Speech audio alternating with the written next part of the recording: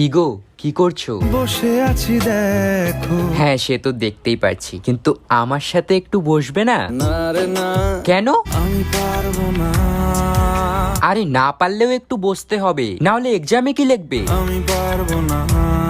ওই দেখো আবার বলে পারবো না। কেন পারবে না তুমি? ভালো লাগে না যে আমার, ও আচ্ছা, তাহলে তোমার কি ভালো লাগে শুনি? ভাল লাগে চাইলে তুই আর চোখে। হেই, তুমি এটা কাকে বললে?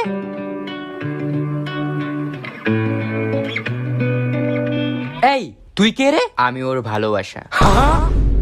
Yes baby. কি গো, ও এসব কি বলছে?